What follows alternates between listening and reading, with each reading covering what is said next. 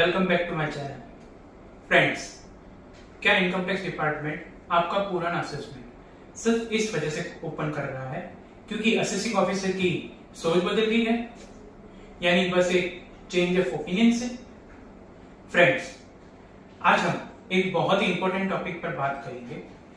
Section 147 of the income tax act और supreme court के एक लैंडमार्क जजमेंट पर CIT versus Kelvinator of India limited. तो चलिए शुरू करते हैं और सबसे पहले समझते हैं कि सेक्शन 147 क्या होता है।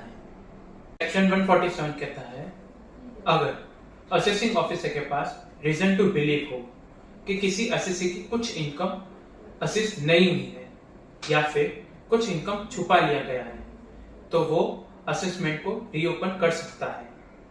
यह होता है इनकम एस्केपिंग असेसमेंट। अब हम समझते हैं कि रीअसेसमेंट कैसे होता है, step by step. Assessing officer को रीजन टू बिलीव होना चाहिए। सेकेंड, असेसिंग ऑफिसर को हायर अथॉरिटी से परमिशन लेनी पड़ती है रीअसेसमेंट करने के लिए। थर्ड, असेसिंग ऑफिसर असेसी को नोटिस भेजता है अंडर सेक्शन 148। असेसी उस नोटिस का रिप्लाई देता है। पर क्या सिर्फ सोच बदलने से असेसमेंट रीओपन हो सकता है? यह सवाल पूरे टैक्स सिस्टम को हिला दिया और इस सवाल का जवाब सुप्रीम कोर्ट ने दिया एक केस थ्रू। इसका नाम है CIT versus Kelvinator of India limited. इस केस में सुप्रीम कोर्ट का कहना है कि the concept of change of opinion must be kept in mind while dealing with section 147।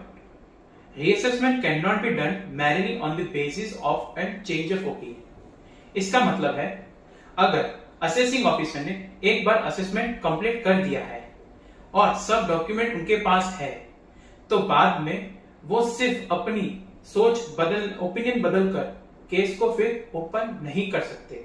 वो इलीगल माना जाएगा अगर कोई उनके पास एविडेंस या फिर कोई टेंजिबल मटेरियल ना हो तो।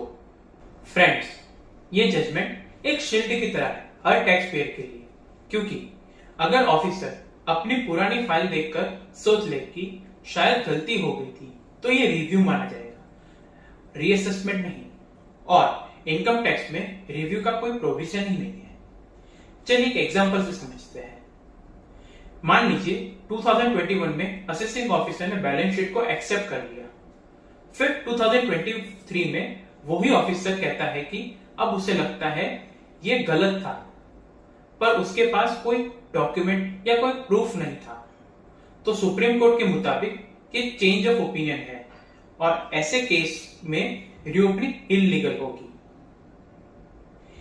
इस प्रिंसिपल को कई कोर्ट ने फॉलो किया है, जैसे कि Hindustan Lever Limited versus RB Wadkar, ICIT versus Tupperware India Private Limited. तो फ्रेंड्स, याद रखिए, सेक्शन 147 में रीओपनिंग तभी हो सकती है जब नए फैक्ट या डॉक्यूमेंट हो। सिर्फ ओपिनियन बदलना यानी चेंज ऑफ ओपिनियन से वैलिड रीजन नहीं है। सुप्रीम कोर्ट ने कैलविनेटर केस में ये क्लियर बोल दिया है और टैक्स पेयर के राइट्स को प्रोटेक्ट करना भी लॉ का मकसद है। तो फ्रेंड्स, अगर आपको ये वीडियो अच्छा लगा तो वीडियो को लाइक करें और शेयर करें और कमेंट करें, और ऐसे ही इंटरेस्टिंग वीडियो के लिए चैनल को सब्सक्राइब करें।